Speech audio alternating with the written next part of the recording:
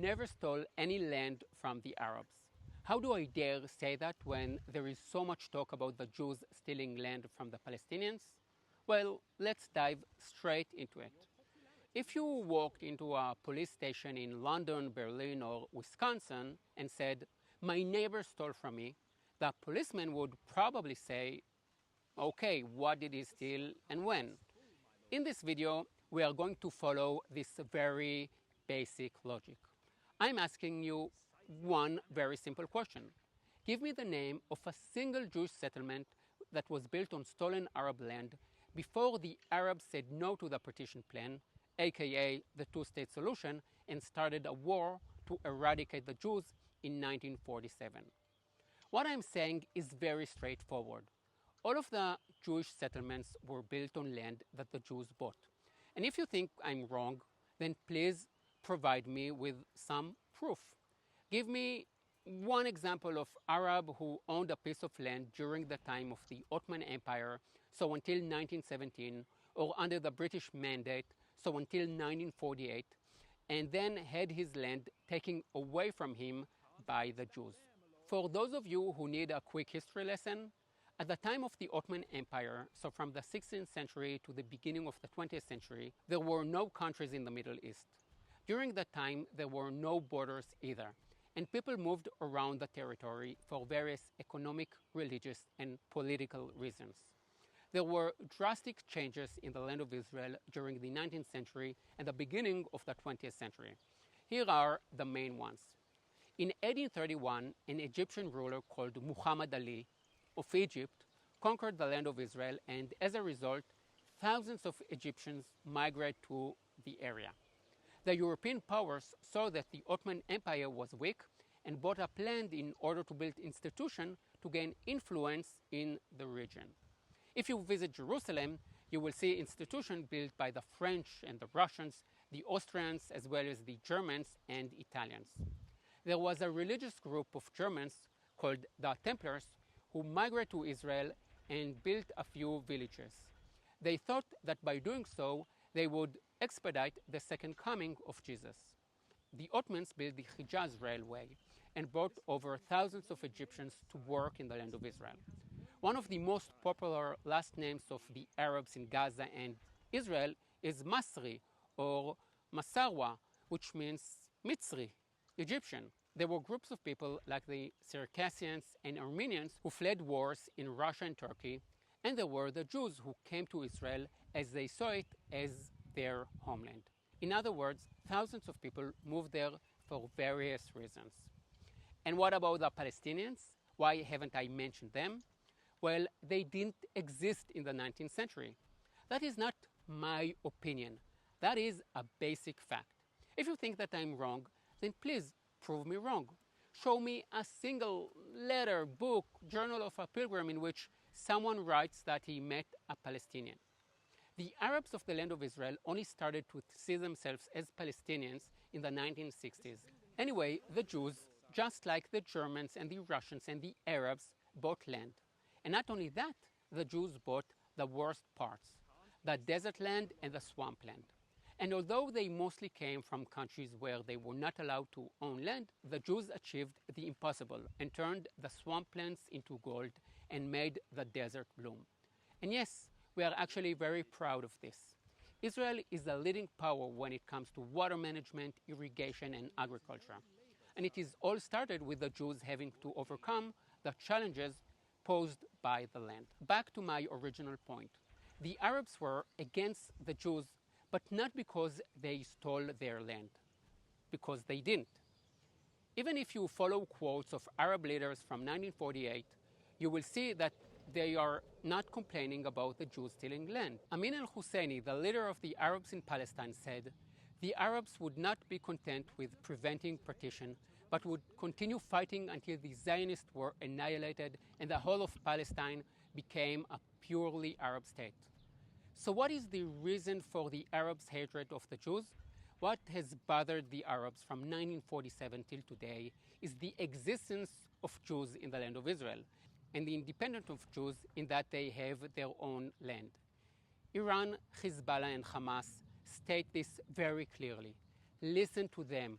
They are crystal clear. The Hamas constitution doesn't say we want 70% of the land or anything like that. Instead, what it actually says is Israel will exist until Islam wipes it out. And the vast majority of the Palestinians support that point of view. A few days before I published this video, I put out a short video on TikTok, Instagram, and YouTube Short that the Jews never stole any land. And I asked people to give me the name of a single Jewish settlement that was built on stolen Arab land. By the way, please do follow me on TikTok and Instagram as well. Anyway, I got about 500,000 views and 0 relevant answers from pro-Palestinians.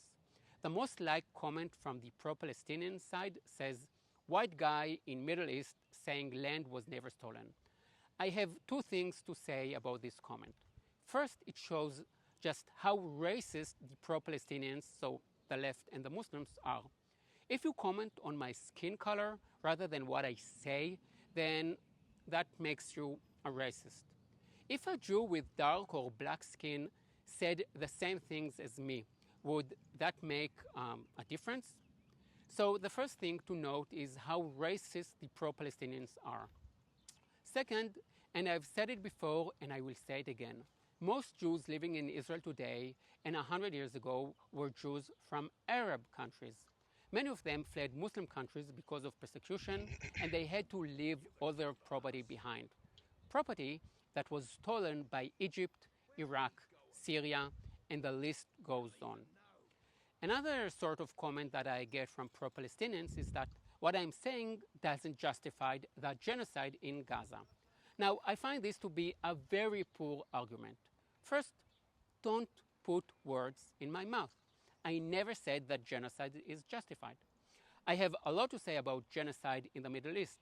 There isn't a single minority, be it the Jews, Hindus, or Christians, who haven't suffered genocide at the hands of Muslims, from Pakistan to Greece. I will be more than happy to make videos about Gaza, genocide, apartheid, and the West Bank. I've talked about many of these topics in previous videos. But don't switch topics just because you don't have anything smart to say. Admit the simple fact. The Jews never stole any land from the Arabs. The Palestinians only lost land after they had started a war to eradicate the Jews. Losing land in a war you started doesn't make you a victim. Ask the Germans. They started an unjust war. They lost 25% of their land, but they don't see themselves as victims because they know they were in the wrong. You know who stole land? The Arabs stole land from the Jews. Let me give you a few examples. In 1888, a group of Jews bought some land in the southern part of the Golan Heights. The name of the village was Bnei Yehuda.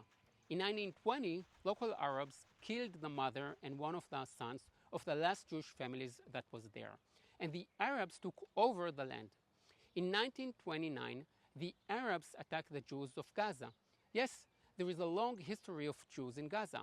So in 1929, as well as the Arab attack on the Jews, the British evacuated the Jews from Gaza, and the Arabs of Gaza stole their property. The same thing happened in Hebron, but this time not only did the local Arabs steal Jewish property, but they also murdered dozens of Jews in the most horrific ways. I could give you many more examples, but here is one last one. In 1882, a group of Jews migrated from Yemen to Israel because they were suffering persecution and because Israel is the homeland of the Jews. Now, let me tell all you pro-Palestinians 2 facts about Jews from Yemen. Yemen is not in Europe. And since I know how important skin color is to you, I just want to let you know that the Jews from Yemen have dark skin.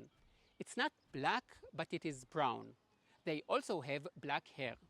I hope that I've provided enough racial information for you to be able to judge them accordingly. Anyway, they bought land in Kfar Shiloach, today known as Silwan. And in the Arab Revolt, 1938, the last Jew was murdered as he was trying to save a Torah scroll from the synagogue. The local Arabs took over the Jewish property. So I've given you 4 examples of Arabs stealing the land of Jews. Now, let's see if you can find me one case of Jews stealing land. If you are a student at Columbia University or any other university, go to your smart professors and tell them that you saw this video made by a Zionist Jew who claims that Arabs stole land from Jews and that you can't give me the name of one piece of land that the Jews stole before the 1948 war. You might think that you will search, find, and leave a comment, and that I will then delete your comment. Well, no, I don't delete comments. I believe in freedom of speech and open discussions. I criticize the Muslim world and the left for limiting and restricting freedom of speech. The last thing I want to do is to be like them. So, prove me wrong or admit the simple fact that the Jews never stole land from the Arabs. I want to thank all my supporters. The only way I can keep making these videos is with your support. Contrary to the pro-Palestinian claims, I don't get paid by the Israeli government, and Mossad pays very little. Just kidding, I don't get support from anyone apart from you. To those people who think that my videos are important enough to donate $5 or $10 a month, thank you again. You keep me going. Like, subscribe, and share this video. See you next week. Yalla bye.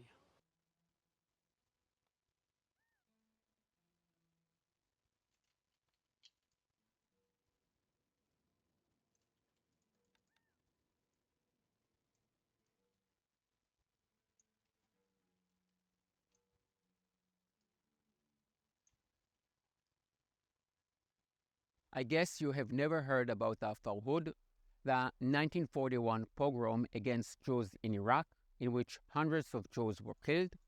I guess you have never heard the story about Sol Hajoel, a Moroccan Jewish girl, only 17 years old, who was killed for refusing to convert to Islam.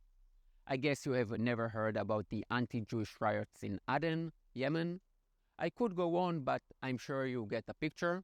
You probably know nothing or next to nothing about this topic, the ethnic cleansing of Jews within Muslim countries.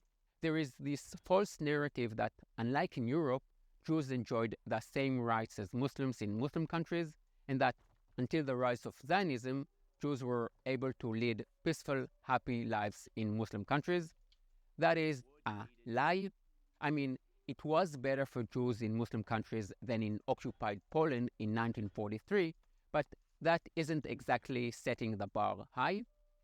The Jews were never seen as equal to Muslims in Muslim countries, not before colonial times and not after, not before the rise of Zionism and not after, not before the State of Israel was established, and definitely not after. Was it all horrible? No, and I will get to that shortly.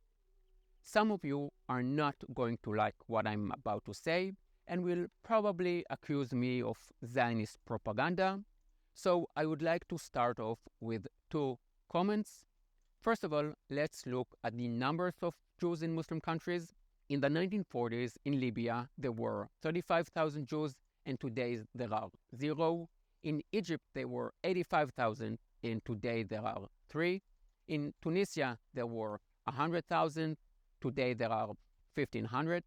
I could move on to Syria, Lebanon, and Iran, but again, you get the picture. All of these Jewish communities have been completely destroyed or almost completely destroyed. And when the numbers are so dramatic as this, it does tell us something. It's not something that should just be ignored.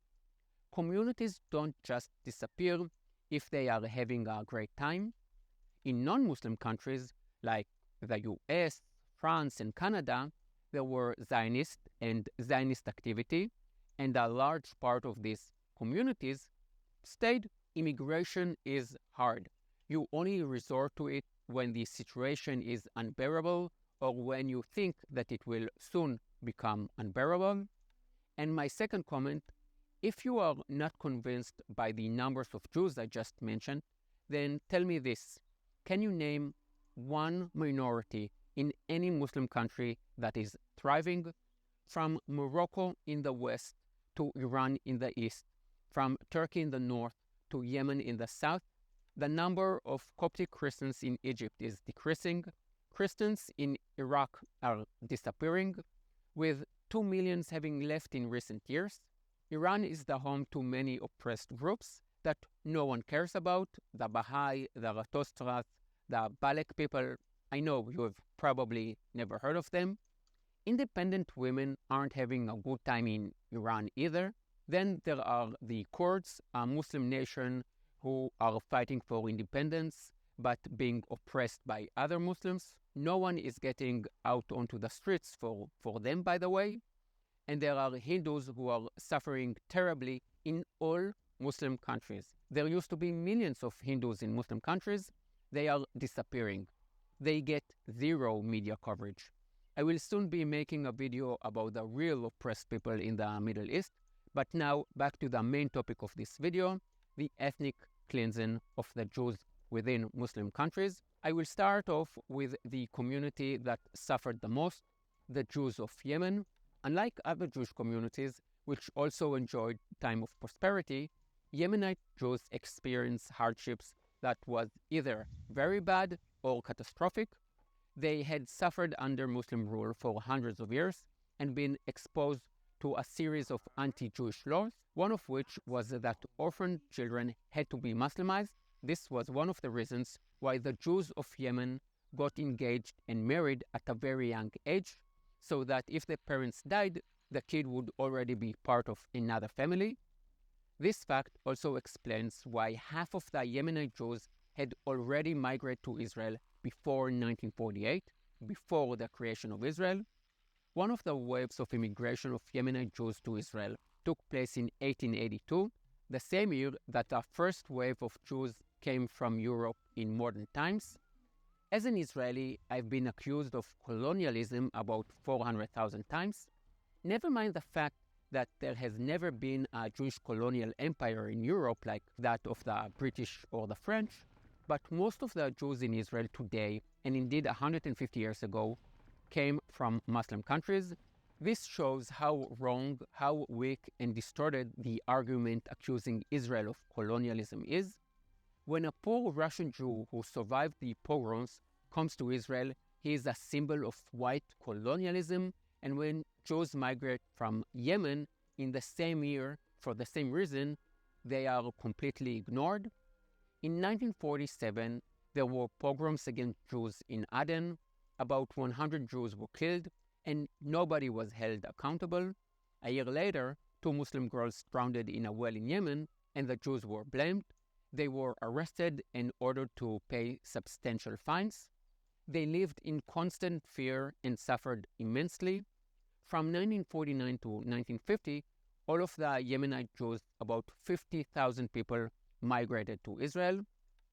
Airplanes were my first love before I found out about girls, and there is a nice little anecdote I like to tell here. Most of the Jews of Yemen, many of whom have never ever seen a car before, were flown to Israel in airplanes. By the way, which company flew the Jews from Yemen to Israel? Air Alaska. I know. Golda Meir wrote in her memoir, "Sometimes I drove to the airport to meet the Jews as they landed from Yemen. Once I asked an elderly man, 'Have you ever seen an airplane in your life?' And he said, 'No.' And then I asked, 'Weren't you afraid to fly?' And he said, 'No. As it says in the Bible, in the book of Exodus, you yourself have seen what I did to Egypt and how I carried you on eagle's wings and brought you to myself.' Today, there are no Jews in Yemen. The Jews in Iran have a very long history going back 2,500 years. Although today Iran is the main root of evil in the Middle East, I must say that of the supporters I have in Muslim countries, most of them are from Iran. I hope that the good people of Iran will bring down the cruel Islamic regime. I'm not going to try to summarize the history of Jews in Iran, but there is one short story about the Jews of the city of Mashhad. In 1839, many years before the advent of the Zionist movement, there was a blood libel against the Jews. 30 Jews were killed, and a few girls were abducted to become Muslim child brides. The community was forced to convert to Islam. For more than 100 years, the Jews kept their identity a secret. They were known in Mashhad as the new Muslims and continued to suffer at the hands of their Muslim neighbors. The converted Jews had to open their shops on Saturday to prove that they didn't observe the Shabbat, the Jewish day of rest. So despite opening the doors of their shop, they did their best not to sell anything to the customers. After the Islamic Revolution of 1979, they all fled to Israel. There are no more Jews in Mashhad. From Iran, let's move to the country next door, Iraq. I started this video by talking about the Farhud, and the thumbnail of this video is also taken from the Farhud program. I'm focusing on it for two reasons. The Farhud was the largest pogroms against the Jews in terms of the number of deaths. Terrible things were done to the Jews, and many women were the R word. I have to just stop here and say a word about this, about what's going on. You are not just watching my video, you are watching my video on YouTube. Now, I love YouTube and I love the Americans, but I really need to choose my words very carefully. I have to comply with the YouTube community guidelines, which are basically the YouTube rules. YouTube, stop calling them community guidelines. They have nothing to do with my community, with my subscribers, and they are not guidelines. They are strictly imposed American corporate, Puritan, politically correct rules.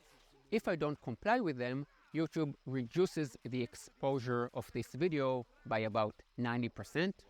It has happened to me a number of times in the last few weeks. That is why I'm not saying the word I really want to say, which is what happened. So the R word stands for making love, but without the love and the consent part, which is actually just pure evil and violence. So hundreds of Jewish women were subjected to the R word. The reason I chose this specific photo is that it doesn't show 1 or 10 or even 100 Arabs. You can see hundreds of Arabs armed with knives and cheering on their way to kill Jews. The Arab women were cheering too. There has never been any incident involving gangs of Jews or Israelis storming into an Arab village population and killing Arab children and subjecting Arab women to the R word. Never. Even after the Yom Kippur War or the suicide bombers, never has the Jewish mob done anything like it. Never. The Muslims, on the other hand, have done it, and they are still doing it to Jews and other minorities. In Hebrew, we refer to the Jewish community in Iraq as the Babylonian Jews, as the Jews in Iraq were there from the times of the great empires of the East, more than 1,000 years before the establishment of Islam. So there were 150,000 Babylonian Jews 80 years ago. Today there are about 4 Jews left in Baghdad. Now let's say a word about the largest Jewish diaspora in the Muslim world, the Jews of Morocco. My family originally came from Morocco. Just kidding, my family, like all Jewish family, originally come from Judea. The Jews are from Judea. Easy. If you speak to Jews from Morocco, many of them will have a few good things to say about their lives there. Lots of them will tell you that they used to be rich, and every other Moroccan Jew will tell you that their grandfather and the king were friends. When you hear their stories, you have to wonder if the Moroccan king spent all his time just taking selfies with the Jews from 1940 till 1950. But seriously, I'm here talking about the other side, about the pogroms and the discrimination. So who is right? The Jews telling stories about how rich they were, or me? There are a few possible answers to this question, but the simple and truthful answer is we are both right. Jews can be successful despite being persecuted and discriminated against. They can still cherish some nice personal memories. There are plenty of examples of this, but let's go with the most obvious one, the Jews in Germany. They saw themselves as German. They contributed to society more than any other group, yet they were persecuted, and we all know how things ended. And many German Jews who migrate to Israel still had happy memories and missed a lot of things about their former lives. The second answer, and it is one that many Israelis are not going to like, is that Israelis, whether their grandparents came from Morocco or Syria or Poland, don't know their personal family history. Maybe you can name 3 or 4 different ethnic foods and you have heard a few stories from your grandparents, but that doesn't mean you actually know your history. There are many stories that your parents and grandparents didn't tell you because they wanted to protect you the same way you want to protect your children and moderate the information you give them. The third answer has more to do with the nature of history itself. Personal memories may be part of history, but they often contradict it. As a tour guide, I often stand at a meeting point where history meets personal and collective memories. Personal memory is a living thing. It changes with time, it changes with collective memory, and it changes with personal experience. And if you go through a traumatic experience, like immigrating at the age of 6 or 13 or 17, leaving a place where you knew the people and the language and the culture, and moved to Israel, a poor country recovering from a war, where you need to sleep in a tent for years and you don't understand the culture and the language, all of this will affect the way in which you remember your past. Immigration is a traumatic experience, and let me remind you that I'm talking about the 1950s, before having feelings was invented. The fact that in the 1940s there were 220,000 Jews in Morocco and today there are 2,000 does not suggest that they were having such a great time there. There were pogroms against Jews in Taza in 1903, in Casablanca in 1907, in Setat in 1907, the Tritel, the Fez riots of 1912. Each pogrom saw dozens of Jews killed, women subjected to the R word, girls kidnapped, synagogue burned to the ground, and private Jewish property plundered. In each instance, it wasn't just one crazy guy that did it. Thousands of Moroccan Muslims were active in the anti-Jewish pogroms. The Jews in Morocco, like all the Jews in all Muslim countries, had to pay the jizya. This is a tax paid by non-Muslim subjects, Jews and Christians who are living in an Islamic state. Many more rules were imposed in a bid to humiliate the Jews. From the 15th century on, Jews had to live in Jewish ghettos called El Malech, and they were not allowed to go out at night. In 1834, Solha Juel, a 17-year-old Jewish girl, was publicly executed in the city of Fez after her neighbors falsely claimed she had converted to Islam. When Sol said she was still Jewish, she was accused of apostasy, of converting to Islam and then denouncing it. In Muslim countries, you were not allowed to convert from Islam to other religions. She was offered money and a good life if she would live as a Muslim girl, but she insisted on remaining Jewish. She said that she was born a Jew and she would die as a Jew. Because of YouTube community guidelines, I can't go into the whole story, but I will leave some interesting links below the video. I said at the start that Jews from Yemen came to the land of Israel in 1882. If you know the history of Tel Aviv, you will know that the founders, the first families that bought up land north of Jaffa, were Jewish families from North Africa, Shlosh, Amzaleg, Abulafia, and that all happened 30 years before the Zionist Congress. There is so much to say about this topic, but we don't really have enough time to go into it all here. The main goal of this video was to talk about the real ethnic cleansing that was going on in the 1940s, the one carried out by the Muslims against the Jews, the one that no one talks about. Huge communities were wiped out by means of pogroms, riots, and a lot of brutality. Unlike the Palestinians who started a war against the Jews and lost, the Jews living in Muslim countries never used violence against their Muslim neighbors. The second objective of this video is to raise awareness, mainly among Jews, to learn about the history of the Jewish communities. Most Israelis know next to nothing about this. In Jerusalem, there is the Center of Moroccan History. In Or Yehuda, there is the Center for Babylonian Judaism. In Rehovot, there is the House of Yemenite Jewish Heritage Center. And I also urge you to do something even more important than visiting a heritage museum. Go and visit your parents or grandparents, if you are lucky enough to still have them around, and ask them to tell you their story. Ask them to tell you everything, and write it all down, and do it now. You are not busy, you are watching YouTube videos. Tomorrow might be too late. In my opinion, this is my most important video. Please give it a like, write a comment, and send it to people who need to know about it. I will leave some interesting links below the video. As always, I want to thank all my Ko-fi supporters. You really do keep me going.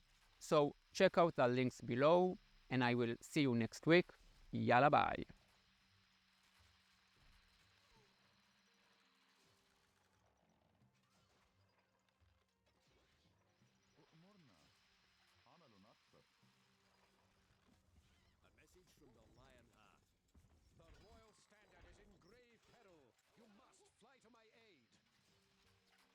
You haven't seen this picture in the headlines over the past few days, even though it is the most important one. It tells a story of the Middle East today, and in fact, the story of the Middle East for the last 100 years. Imagine if an IDF soldier had kidnapped a small Palestinian girl. The world would lose its mind. It would be on the front page of every newspaper, every TV broadcast, and people would still be talking about it years later. But you didn't see this picture because it is of a Druze girl kidnapped by Muslims who murdered her relatives. This happened just now in a horrific massacre. Hundreds of Druze were murdered, and the world is silent. It happened this week in Sweden, southern Syria, not far from Israel, but very, very far from the spotlight. The Druze are an Arabic-speaking religious minority. Around 1 million Druze live in Israel, Lebanon, and Syria. The footage from there is extremely disturbing, reminiscent of October 7th, but I can't show it here. What makes this absolute madness is that in the very same week, outlets like the BBC, Al Jazeera of course, Time magazine, and the New York Times were showing stage photos from Gaza, or images of children suffering from genetic illnesses, making them look severely malnutrition. Credit where it is due. The German newspaper Bild exposed this Gaza fake victim industry. Every image you see from Gaza is one Hamas either staged or approved. Just think about this insanity. The international media showing fake or staged pictures to make Israel look bad, instead of talking about the massacre of the Druze, instead of showing pictures of kidnapped women and children. So how do we explain this madness? Why do Palestinian lives get headlines and protests while the Druze are ignored? And I could ask the same about the children in Yemen or Sudan. Why don't they get headlines? Christian girls are being kidnapped in Egypt, yet the media is silent, a deafening silence. Why is it that in global media, in parliaments and on the streets, you hear only about the Palestinians? Do Palestinian lives matter more than others? It can be summed up in one word: narrative. The brutal persecution of Druze doesn't fit the narrative. Here's what's really happening in the Middle East. Every minority is persecuted by Muslims. The Druze and Assyrians in Syria, the Coptic in Egypt, the Baha'i, Zoroastrian, and Bolak in Iran, the Christians in Iraq, the Hindus in Pakistan. There is not a single minority that thrives in the Middle East under Islamic rule. The Middle East, once a diverse, multi-ethnic region, is going through violent Islamization. only one minority has managed to fight back successfully against the Islamists, the Jews, and to a large extent the Kurds. This isn't about one incident, and it is not just that the West doesn't understand Syria. The West doesn't understand and doesn't want to understand the Middle East. It doesn't want to understand the Muslim world. The West refuses to face reality. Why? Because when Muslims persecute Jews or Christians, you can't shout colonialism. When Iran crushes the Baha'is, no one calls it genocide. When Christians vanish from Iraq, no one shouts ethnic cleansing. For mixed reasons, guilt, ignorance, and ideological blindness, the West narrative dictates that the West is the villain, Muslims are the victims, and as such, they are never to blame for anything. And when reality doesn't match the narrative, it is ignored. Whether it is Syria, Yemen, where there is a very real famine, or even crime and sexual assault statistics involving Muslim communities in Western Europe. That's why the Druze are ignored. The West has decided Syria is okay now, that al-Julani is no longer a jihadist. And so when Muslims call for the killing of Jews and Druze in Syria, it is not broadcast. It is not that the life of a Druze girl in Syria is worth less than the life of a Palestinian girl. No one would openly claim that, but it doesn't fit the narrative, so it is not discussed, not in the media and not among the opinion makers. John Oliver won't talk about it, Joe Rogan won't talk about it, Piers Morgan won't talk about it, Candace Owens and Tucker Carlson won't talk about it. And if no one talks about it, if no one mentions it, if the world ignores it, it is as if it never happened. The irony is that the West doesn't understand Hamas, but Hamas understands the West perfectly. Hamas knows exactly how to play the game. They know that to win sympathy, they have to play the victim. Look at this tweet. Hell is happening now where I live. Pray for us, Gaza. On the surface, nothing unusual. Life in Gaza is indeed hard. But look at when it was posted. October 7th, just 4 minutes after Hamas launched its attack. While I, like most Israelis, was still literally and figuratively asleep. They had just started firing rockets. The Gaza Islamists were on their way to commit the most brutal atrocities, to murder civilians, and already they were playing the victim card. That morning, Hamas didn't just launch a military assault, they launched the narrative war. And by October 8th, anti-Israel protests had already begun. Large part of the West couldn't wait to embrace it. The story of the Druze proves there is nothing new in the Middle East. The Islamists are not some new, misunderstood force.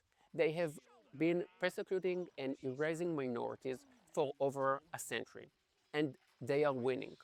The West, meanwhile, is too busy filtering reality through hashtags to notice. Maybe the solution is simple. The Druze, the Kurds, the Christians of Iraq and Egypt, the children of Yemen, they just need better PR.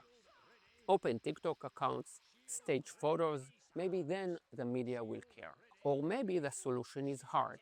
Maybe the West needs to open its eyes and change course. Instead of obsessing over Israel, it might need to confront the real problem in the Middle East, the much bigger, more uncomfortable truth, the systematic persecution of all minorities by Muslims. The problem isn't colonization, the problem is Islamization. Before we finish, I want to show you the video of Islamists kidnapping Druze women. This short clip sums up everything you need to know about the Middle East. You see the Islamists exactly as they are, brutal, yet somehow in their sick narrative, still the victims. هذا معانا نساء من الطائفة الدرزية معززات مكرمات. بإذن الله. شوف الصاير بارفع ايدك يا اختي ارفع ايدك. ارفع ايدك. ارفع ايدك شوف. هذا من وراك يا حكمة اجري. داعش ابن هذا صار داعش. شوف. داعش. شوف هذا من قصفكم يا كلاب. يا خنزير خطات الناس هذه برقبتك. يا ابن الحرام. قطعت الناس هذه برقبتك. وش ذنب هذولا؟ ها؟ يا ولي يا كلب يا ابن الحرام تمشي مصالحك الشخصية. يا ولي بإدلب في دروز معززين ومكرمين، بسويدة معززين ومكرمين، هذه جرية هنا معززين ومكرمين يا كلب. سويت حجة مشان تمشي مصالحك الشخصية يا ابن الحرام. شوف وش ذنب هذول الأطفال؟ وش ذنب؟ خالتي منو انقتل عندكم؟ ابني جوزي ومرت. ليش مرت ابني. سبب منهم والهجري اجري لعنة الله عليه إلى يوم الدين. لعنة الله عليك يا خنزير. شوف. Share this video, like and subscribe. Thanks to all my supporters, you keep me going. All eyes on the cruise. Yalla bye.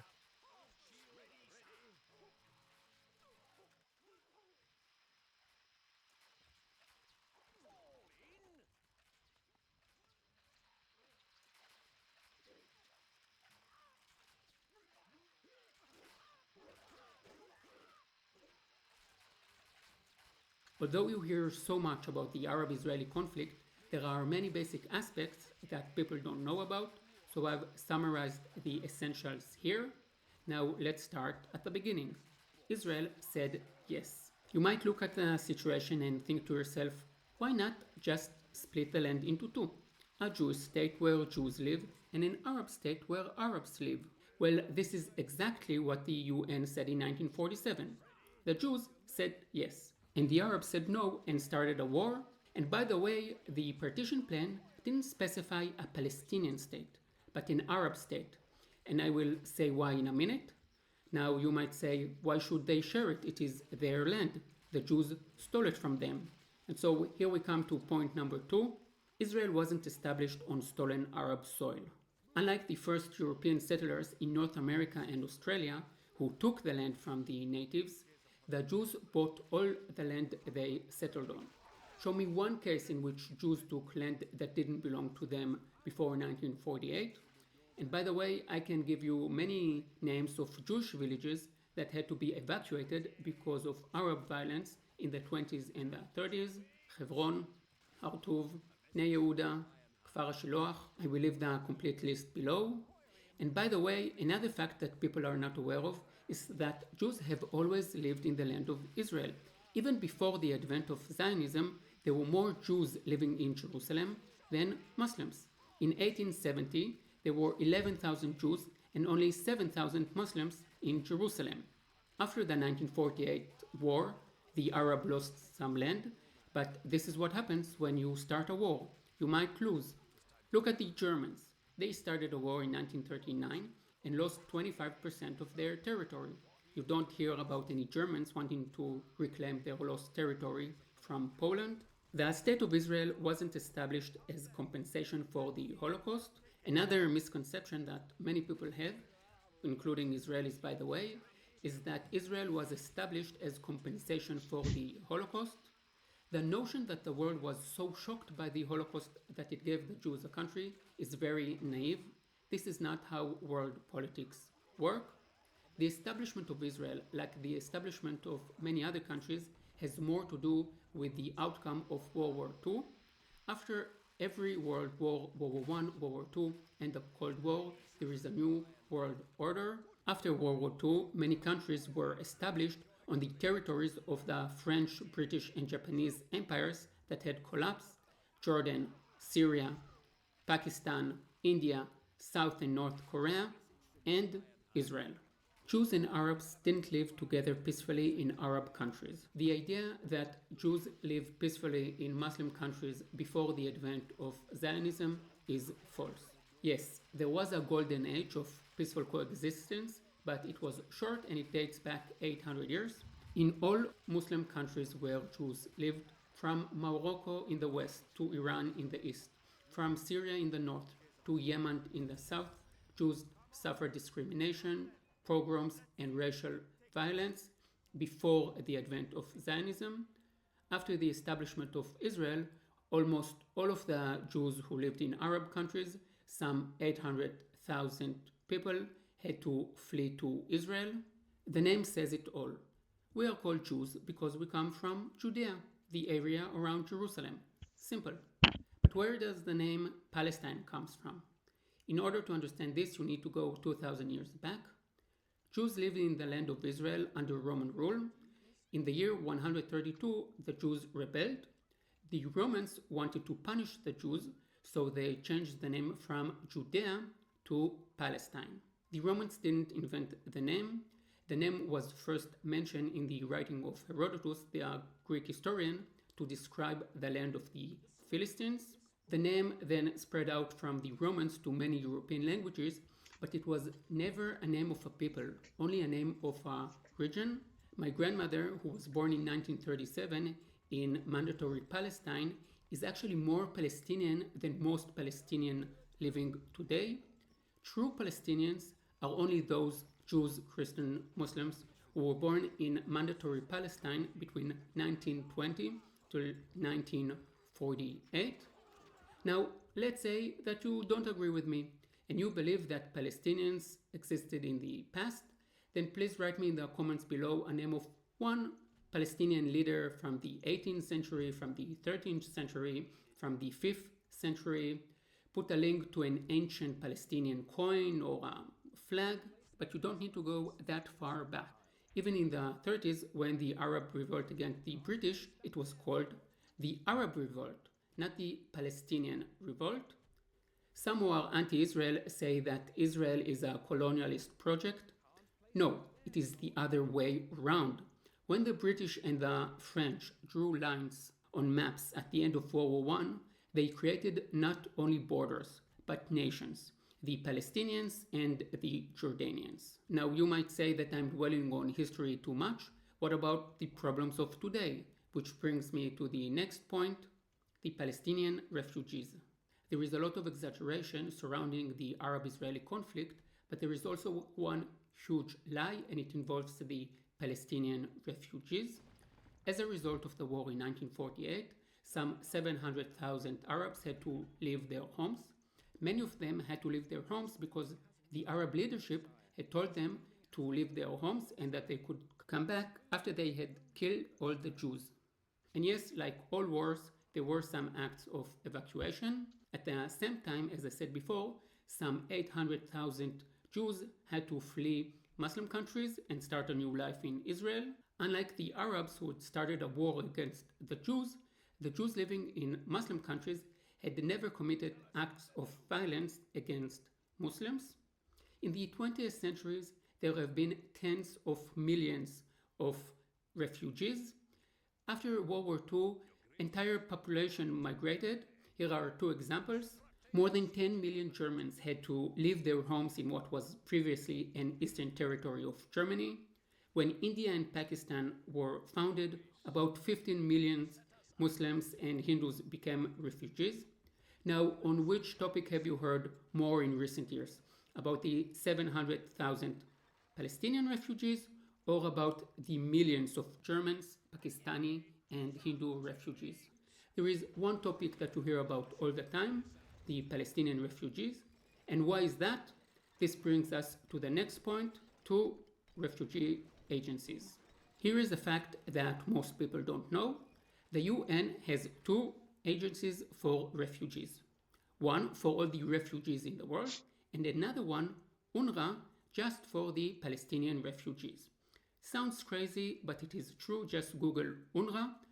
One agency for more than 200 million refugees from 1945 till today, and another one only for the 700,000 Palestinian refugees. The Palestinian refugees also enjoy a different definition to the word refugee. There is a regular refugee and a Palestinian refugee. The Palestinian refugees get to keep the title refugees and pass it on to their children and grandchildren. So with each generation, there are actually more and more Palestinian refugees. You understand? The UN, instead of helping the real people in need, is paying for the grandchildren of the Palestinian refugees from 1948. The Palestinian refugees also hold to the idea of what they called the right of return. This idea is as crazy as if all the 30, 40 million Germans would want to go back to their grandparents' home in what is today Poland. Yeah, just imagine what would happen if all the 200 million refugees from 48, 47, 49 would want to go back to what was their grandparents' home. Total mayhem. The freedom to complain. Another reason why you hear so much about the Palestinians is that they enjoy the freedom to complain. Let's say that you are watching TV and you see an Arab from Nablus complaining about the Israelis, and you think to yourself, the Israelis are really mean. Now let's think for a second on what you've just seen. A journalist could freely travel to the West Bank, where he could interview whoever he wanted. The person that is being interviewed doesn't have his face blurred, and you see his name on the screen. Now, when was the last time that you've seen a Syrian in Damascus or an Iranian in Tehran complaining about their government? The freedom to complain about the government is a luxury that most people in the world don't enjoy. Now, I hope that a day will come and all people in the world will be able to complain about their government. It is very important. But until then, it is important to remember the huge paradox. You don't see and hear the ones who are really suffering, as they are the one being silenced and you can't hear their voices. Are the Palestinians really suffering that badly? Let's have a look at the facts. In 1967, in the West Bank, the life expectancy was 48 years. Today it is 75, higher than all the Arab countries surrounding Israel. In 1967, there were no universities in the West Bank. Today, there are 11 universities and 13 colleges. In 1967, only 4 Arab settlements had running water. Today, more than 640. In Amman, the capital of Jordan, just tens of kilometers away, there is running water only 1 day a week. The Palestinians get more aid from the United Nations, the United States, the European Union, and the Arab countries than any other group. Somehow, everybody knows that the US support Israel. Nobody knows that the Palestinians get more money per capita than any other group in the history of the world. But what about the killings of Palestinians by the Israeli army? Let's have a look at the numbers. Body count. If a tree fell in a forest and 1,000 cameras filmed it, did 1,000 trees fall? Apparently so. Polls conducted in European countries show that most Europeans see Israel as the biggest threat to world peace. Israel, a tiny democracy in the Middle East. And I don't blame them, by the way. This is what the media has been feeding them for years. Now let's have a look at the numbers. So did you ever think how many Palestinians died from 1948 till today? It's around 20,000. That's it. And I will add that most of them were terrorists. Now let's have a look at who is really killing Muslims in the Middle East. In Syria, in the last 10 years, around 500,000 people died. In Lebanon, about 130,000 dead as a result of the civil war that continued from the 70s to the 90s. In Jordan, the king killed around 15,000 Palestinians in a single year between 70 and 71. About 150,000 died in a war between Yemen and Egypt, and about 1.5 million died in a war between Iraq and Iran. And the list goes on and on. Now, check and see how many articles and publications have been published against Israel in newspapers like the British Guardian or in universities like Berkeley, and how many publications were about the real atrocities that Muslims are committing against one another in the region. Israel is the smallest problem that Muslims have in the Middle East. Too bad that most Muslims and human rights organizations are not honest enough to admit this simple, obvious fact. Back to basics. I'm just an Israeli tour guide with an MA in Israeli history. I'm not the first and certainly won't be the last person that you will hear talking about this issue, though sometimes it is good to go back to basics to see what each side says about itself. In the Israeli Declaration of Independence, it says, "We extend our hand to all neighboring states and their people in an offer of peace." In the Hamas Covenant, it says, Israel will exist and will continue to exist until Islam obliterates it. I find it interesting. They don't say that they want a Palestinian state. They say that they want to destroy Israel.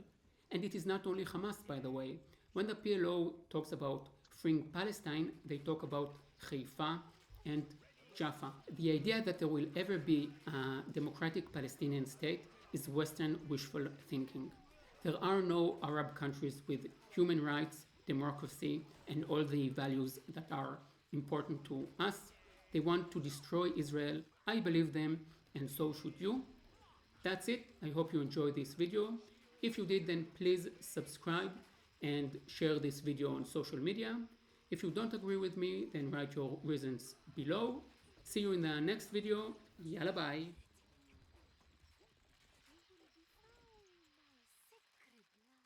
Like most media groups, the BBC puts out endless coverage about the war between Israel and Hamas.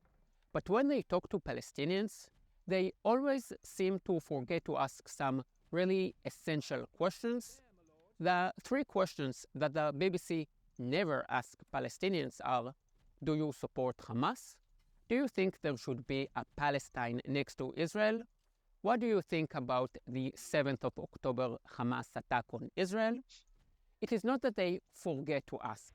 That can't be the case. Since the BBC is not run by stupid people, it is rather that they have an agenda, so they intentionally don't ask, because if they were to ask the Palestinians those three essential questions, the whole narrative that the BBC tries to make you believe would collapse. Most Palestinians would say that they support Hamas, that they are against a Palestinian state existing next to a Jewish state, and they would deny the 7th of October attack ever happened, or say that the Israelis did it themselves. How do I know?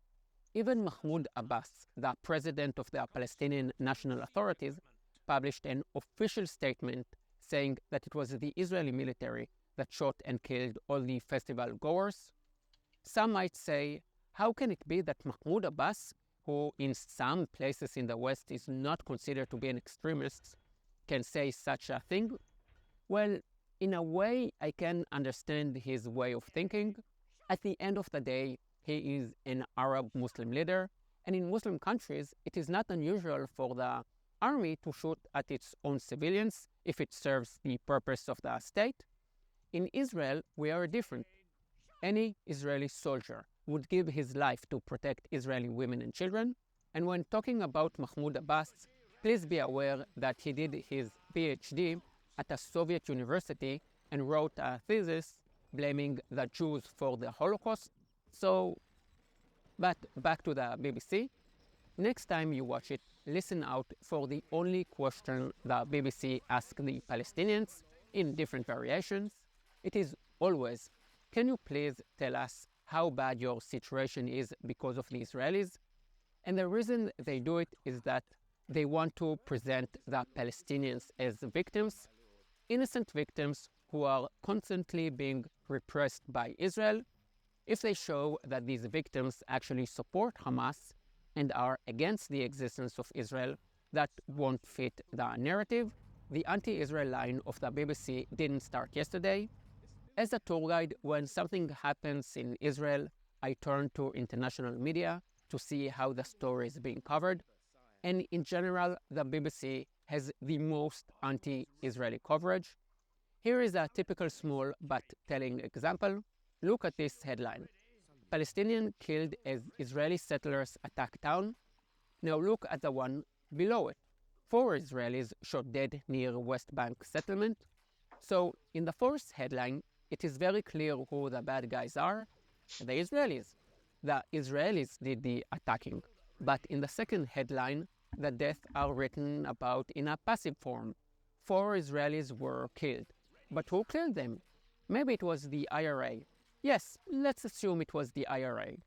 It is such a shame that the BBC, which has such a long and respected history, which used to broadcast Churchill's speeches, has now sided with the Palestinians. In Israel, the BBC is now considered the most anti-Israeli news group in the West. The Israeli TV show Eretz Nehederet did a great comedy sketch about it last week. With more details, our Middle East correspondent, Harry Whitegill. Good evening, Rachel, from the illegal colony of Tel Aviv. Israeli officials has denied bombing the hospital, but we have video footage showing what really happened indeed.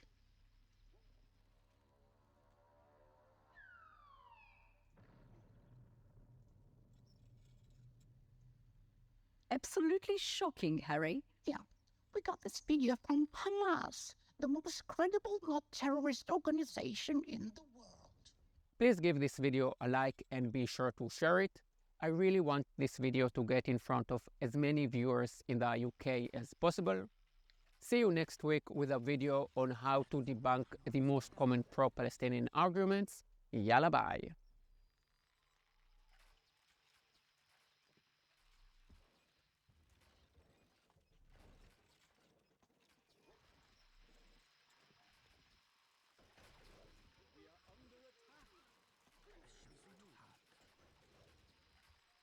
Watch the news coming out of Israel and Gaza and you will see terrible images on both sides, families being ripped apart, people crying out for help. And you might also see that the number of casualties on the Palestinian side is higher and that Israel is stronger with its air force, its tanks and high-tech weapons.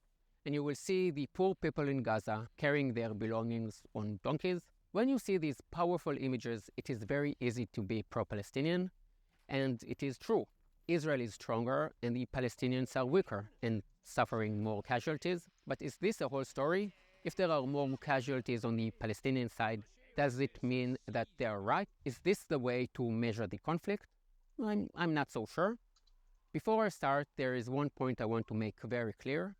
I'm truly sorry when innocent Palestinians who are not connected to Hamas or any of the other terrorist organizations get hurt or killed.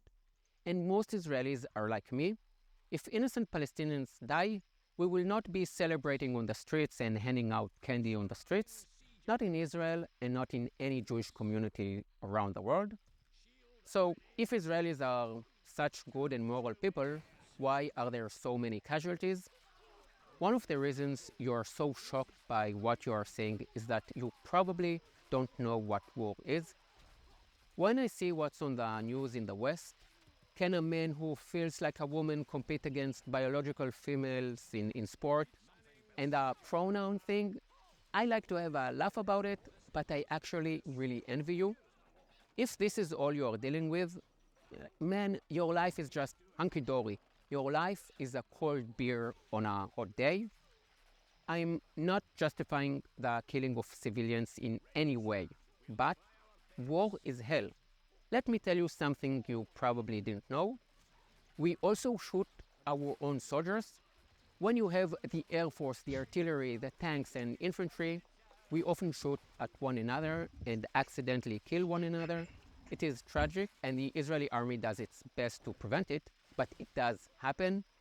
And it happens not just in Israel, but in all armies and all wars, in Kosovo, in Ukraine, in Iraq. If you compare the civilian casualty ratio for Israel and other Western armies, you will actually see that Israel's numbers are lower. War is a terrible thing, but we are fighting for our lives and we are fighting for something we strongly believe in, the existence of a democratic Jewish state. I won't go into the history of the conflict. I've already done that in previous videos, but I just want to show you one picture, which to me sums it all up. Most Israelis don't know this picture and the story behind it. On the 29th of November 1947, the UN said, okay, let's divide the land into a Jewish state and an Arab state. The Jews wanted it all for themselves, and the Arab wanted it all for themselves. The Jews were willing to compromise and said yes, and the Arabs said no, and the first thing they did was to shoot at this bus and murder 5 Jews. They were offered a state, they said no, and they started killing Jews. This is the start and the heart of the matter, and nothing ever changed. Today, as in 1947, Israelis cherish life and are willing to compromise, and Hamas, Hezbollah, and many of their friends cherish death. It is not just my opinion. They say it about themselves. They say that they will win because they love death like we Israelis love life, we Israelis say the opposite, that we will win because we love life more than they love death. In the Hamas constitution, they say that jihad is the path and dying for God is their greatest wish. In the Israeli Declaration of Independence, it says, we extend our hand to all neighboring states and their peoples in an offer of peace and good neighborliness. Can you hear the difference between the Muslims and the Jews, between we want to die in jihad and we offer our hand in peace? This is important because the Palestinians live by their values. I hate it when Westerners say, oh, they are only saying that because they are poor and living under harsh conditions. That is a patronizing view. Don't patronize. The Palestinians truly believe in jihad and they educate their children this way. Would you send your children to this kindergarten? This isn't even an extreme example. When the media talks about the hundreds of children dead in Gaza, they almost always show you the little girl who died. They never talk about the hundreds of 16 to 17-year-old terrorists who die in combat but are still counted as children. Think about it. When have you ever seen a graph of the ages of the children who died on the BBC? It would take seconds to make. You have never seen it because most of them are 16 and 17-year-old fighters, and that doesn't fit the narrative. I'm using the BBC as an example.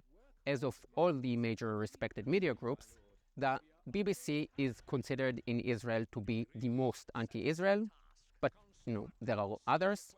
Another reason why there are so many Palestinian casualties, and another fundamental difference between Israel and Hamas, is that Israel does everything it can to protect civilians and children. Israel developed the Iron Dome system, an air defense system that intercepts rockets. This is an amazing photo in which you can see Hamas launching dozens of rockets aiming at civilians, and on the other side you can see Iron Dome rockets. Each Iron Dome rocket knows which Hamas rocket it is going to intercept. This system was developed thanks to the US. So if you are from Wisconsin or one of the other 49 states, thanks. On the other hand, let me show you what Hamas does. They shoot a rocket and gather children next to it so that if the Israelis shoot back, the children get hurt and they can say that Israel is barbaric. Hamas shoots rockets from schools and hospitals and uses women and children as human shields. And now I will say something that some of you won't like. If you shoot at me from a school or a hospital or from a gay parade, I will shoot back. If your moral standards are so low that you intentionally put your own children at risk, then their blood is on your hands. Israel does more than any other army in the world to warn civilians. Let me give you another example that Israelis and Palestinians know about, but the BBC probably hasn't told you about. Let's say that Israel finds out that Hamas is storing missiles in a building where there are civilians. Instead of bombing the whole building up before Hamas starts shooting the rockets, Israel does what is called knocking on the roof, where they shoot a few rounds at the roof to let people know they should get out of there, and only then do they bomb the building. I'm really curious to know if that's something you were aware of. Please let me know in the comments below. As far as I know, you can see 1,000 reports from Gaza, but the media will not talk about it. Just because the Palestinians are weak and we are strong, it doesn't make them morally right. Weakness is not a virtue. There is the argument, which I find to be really unconvincing, that the Arabs have no other option because they are so weak. What can they do? They are no match for our tanks. To answer this, I want you to meet my grandfather. My grandfather was in the Palmach, one of the paramilitary Jewish groups that fought against the British from 1945 to 1948. My grandfather broke into British military bases to steal weapons. He blew up bridges and railways. Here is a list of what he and his friends didn't do. He didn't rape British women. He didn't kill British children. He didn't kill British civilians. My grandfather is a nice guy. No, seriously, the Jewish organizations who fought the British Empire, didn't kill civilians. You can be both weak and moral. Now, at this point, all those who disagree with me will be jumping up and saying that I'm lying and that the Etzel, one of the Jewish organizations, blew up the King David Hotel, which proves that the Jews aren't as moral as they say they are, and that the Jews were like the Hamas. I have two responses to that. The first is that the King David Hotel was used by the British Army as their main office building. So despite its name, King David Hotel, it was a legitimate military target. There was no music festival at the hotel in 1947. And Etzel also gave a warning before they blew it up. But the British commander said that he didn't take orders from Jews. And the second thing is that there are always exceptions. I'm not claiming that Jews are perfect or saint-like. A few years ago, an ultra-Orthodox Jew murdered a teenage girl at a gay parade in Jerusalem. Does that mean that ultra-Orthodox Jews kill secular Jews? No. Does that mean that it's dangerous to be gay in Israel? No. This is an extreme example that shows how the opposite is the norm. There have been a few incidents where Jews have intentionally killed Arab civilians. These events are very rare. On the other hand, Hamas and other Palestinian organizations carried out thousands of attacks on Jewish civilians before the State of Israel was established and after it was established, before the occupation and after the occupation, before Israel withdrew from Gaza and after Israel withdrew from Gaza. As I said, they love death. I find the West so naive. You keep sending them money and hoping for development and less hatred. Give them more money and more support, and they will build more rockets and spread more death. A chicken doesn't give you milk just because you feed it hay. Does Hamas represent all Palestinians? No, but two important notes. Hamas is not a small organization that took over Gaza. Hamas is part of a huge Muslim movement called the Muslim Brotherhood, which has hundreds of millions of Muslim supporters in the Muslim world. What percentage of the Palestinians support Hamas? It is hard to say because they are not great fans of democracy and election, but it is a fair amount. And now I'm going to say something that some of you will find extreme and offensive, so trigger warning. Are you ready? The Palestinians are also responsible for their situation. Take the Germans. Today in Germany, it is unacceptable to say that the Nazis were a small group, only 37%, so technically a minority, and that most of the Germans were nice, normal people, and only the Nazis who worked in the death camps were responsible for the Holocaust. It is not acceptable because it is not true. Did all Germans kill Jews and Russian prisoners of war? No, but they were all responsible for it. It's the same with the Palestinians. The West tends to treat the Arabs with kid gloves as victims of the circumstances, which is actually very patronizing. The Palestinians brought Hamas on themselves. They support Hamas and its values of war and death, and they have to live with the consequences of what they have done. When you are watching the news from Gaza, you have to remember that Hamas controls everything you see from Gaza.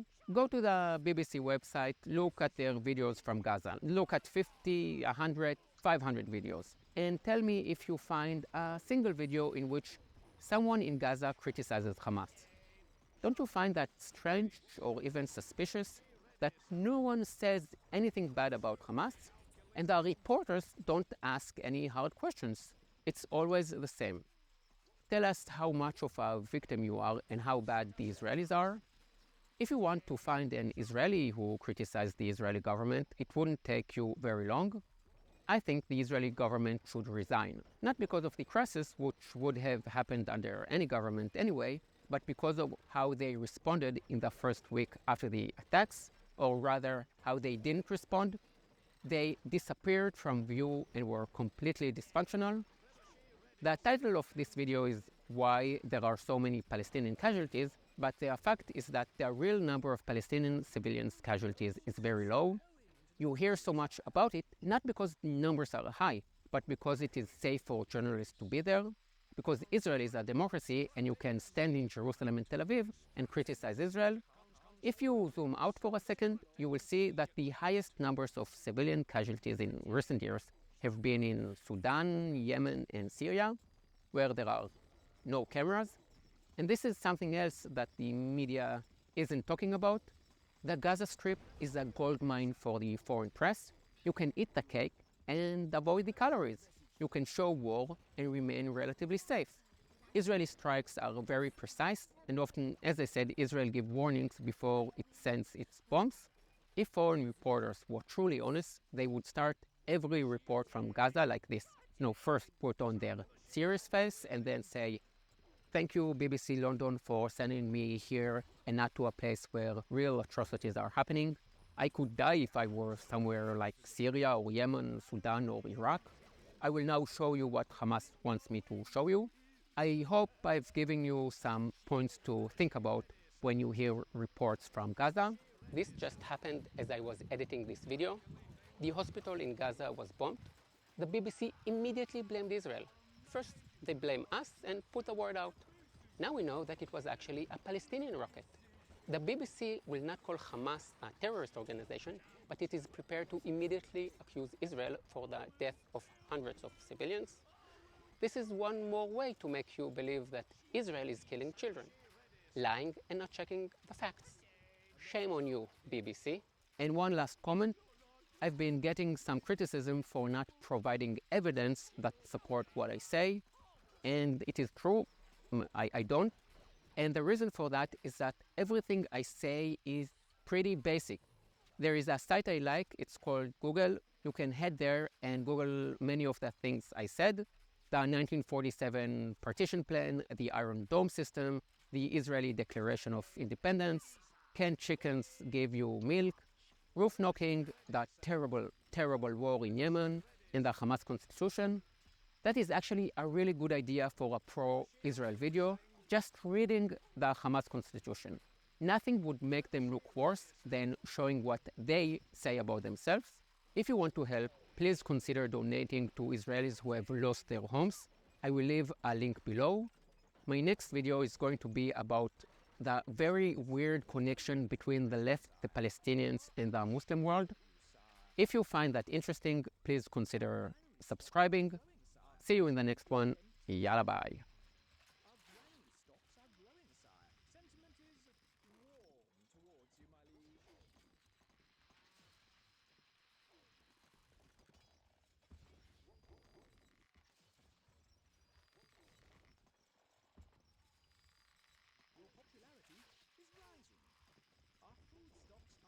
What do Israelis think about Jesus and Christianity? Today I'm going to talk about a very sensitive and interesting topic. Before I start, I would just like to say that most people who talk about this topic on YouTube have an agenda. I'm taking a step back here and just trying to outline the Israeli view on this subject. To prove that I don't have any secret agenda, I will tell you about my own personal beliefs. So what do Israelis think about Jesus and Christianity? In short, Israelis don't think too much about Jesus, and as far as I see it, there are three reasons for it: a technical one, a historical one, and one that concerns a basic concept of Judaism that most people are not aware of. I will start with the technical one. I named this video What Israelis Think and not What Jews Think, although I will be talking about Israeli Jews here, because there are differences between Israeli Jews and the diaspora Jews. The main one being that in the diaspora, Jews make up a minority in countries that have Christian traditions. So Jews there know what Christmas is, Easter, they see churches around them, they are confronted with it constantly. In Israel, Jews make up the majority, and Christmas markets are something you mostly see on Netflix. The average Israeli doesn't see churches and doesn't know too much about Jesus. At school, we don't learn anything about Jesus or the New Testament, and I will be getting to that in a minute. The historical, or perhaps I should say chronological reason, is that Jews were here first before Christianity, so the Jewish Bible doesn't deal with it. If all Jews and everything connected to Judaism were to disappear tomorrow, then Christianity would have a big problem, as Jesus himself was Jewish, his disciples were Jewish, and Christianity is based on Judaism. Jesus had 12 disciples because there are 12 tribes of Israel. Jesus was born in Bethlehem because King David was born in Bethlehem. Jesus was on Mount Carmel for 40 days, which symbolizes the 40 years of the Jews in the desert. and so on.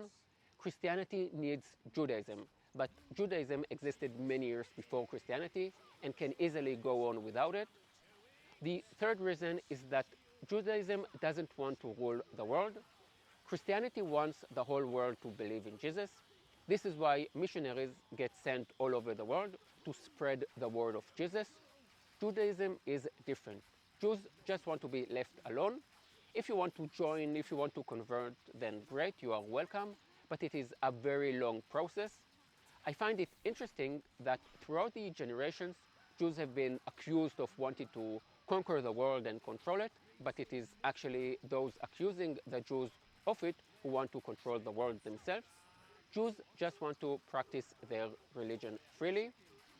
So Israelis don't think about Christianity too often, but when they do, what do they think? The first impression, and I won't sugarcoat it, is negative. Christianity has shed the blood of Jews more than any other religion. Anti-Jewish laws came in the moment Christianity became the religion of the Roman Empire. Jews were blamed for spreading diseases, for killing children, and of course for killing Jesus. The church was responsible for the worst blood libel against the Jews, not for one period in Jewish Christian history, but for most of it. 10 years ago, I lived with an Amish family for a few months. It was one of the best experiences of my life. And the mother there asked me what Israelis think about Christians, and I told her that they have a negative view because of 2,000 years of persecution. And then she said, it wasn't the Christians that persecuted the Jews, it was the Catholic and the Protestant. They are not Christians. I just love this answer, and this leads us to another thing you need to know. For most Israelis, Jesus, Christianity, Catholic, Protestant, Orthodox, it is all one and the same thing. But it is not just the persecution. There are basic things to understand here. Let's say that you start a new institution. I don't know, a pub. Let's call it Oren's Pub. And it is going well, not brilliantly, but well enough. This pub has a fantastic new concept that changes local society. Now, let's say that one of the workers is not happy about something and opens a new pub right next to it, a bigger one, and calls it New Oren's Pub. How would you feel about that? I guess you get the metaphor. I chose pub as it is short for public house, and the word synagogue is a word in Greek that means gathering. The word synagogue in Hebrew, Bet Knesset, also means public house. So Jews don't really appreciate the idea that Christians are here to replace them with a new idea, with a new testament. And the new idea itself is very odd to Jews. The main idea in Christianity is that Jesus is the Son of God, but for Jews, the idea that God had a son is an idea that they can't accept or even begin to understand. In Judaism, the idea that God is one, or perhaps I should say the oneness of God, is so inherent that even for Jews who aren't at all religious, the idea that God had a son who was also God himself and that he died for the sins of humanity is just unacceptable. There is a story, a joke. I'm almost sure that I read it in a Sigmund Freud book called Moses, that there is an assimilated Jewish family somewhere in Germany. It isn't at all religious. And then one day the father picks his son up from school and asks him, what did you learn today? And the son says, we learned about the Holy Trinity. The father is furious. He grabs his son's head and says, listen to me and listen good. There is only one God and we don't believe in him. And this story brings me to my first memory of visiting a church. We were on a family trip to France, Holland, and Belgium, and I can remember entering a big dark church. I think it was in France, and I saw Jesus on the cross. Majd máskor. Legyetek jók. Még találkozunk. Cső.